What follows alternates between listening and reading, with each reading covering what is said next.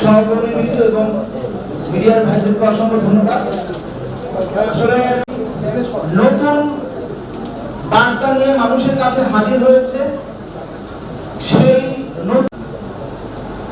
জুলাইয়ের অভ্যুত্থানের মধ্য দিয়ে বাংলাদেশের মানুষ প্রত্যাখ্যান করেছে এবং বাংলাদেশে যে পেশি শক্তির রাজনীতির চর্চা হয়েছে সেই ওয়ালটন আবারও মিলিয়নিয়ার অফারে ওয়ালটন ফ্রিজ কিনে আপনিও হয়ে যেতে পারেন মিলিয়নিয়ার।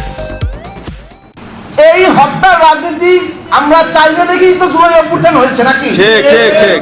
তো আমরা যদি সেই হত্যার রাজনীতি আবার ফিরে যাই তাহলে আসলে এই হাজারো শহীদ যারা তাদের তাজা রক্ত দিয়ে আমাদের নতুন একটা বাংলাদেশ দিয়েছে, তাহলে আমরা কি পেলাম?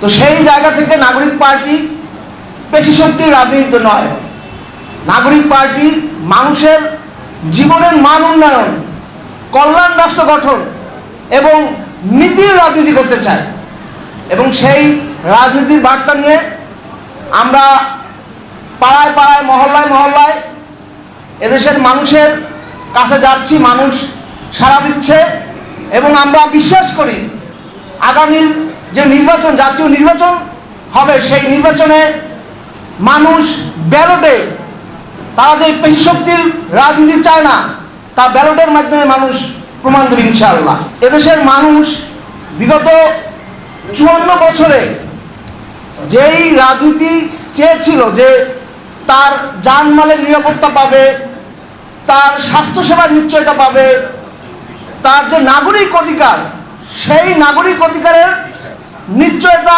রাজনীতিবিদরা দিবে, কিন্তু 54 বছরে আমাদের বস্তাপচা রাজনীতিতে আমরা দেখেছি যেই রাজনৈতিক সংগঠনগুলোই ক্ষমতা এসেছে তারা টেম্পো স্ট্যান্ড দখল করেছে, তারা বিভিন্ন মানুষের সাধারণ মানুষের সম্পদ লুট করাই তাদের রাজনীতির লক্ষ্য এবং উদ্দেশ্য ছিল। এবং এনসিপি যে নতুন ধারার রাজনীতির কথা বলছে, সেই নতুন ধারার রাজনীতি হবে যে এদেশের মানুষের জীবন মান উন্নয়ন করাই এদেশের রাজনীতি, এদেশের এনসিপির রাজনীতির মূল লক্ষ্য এবং উদ্দেশ্য হবে।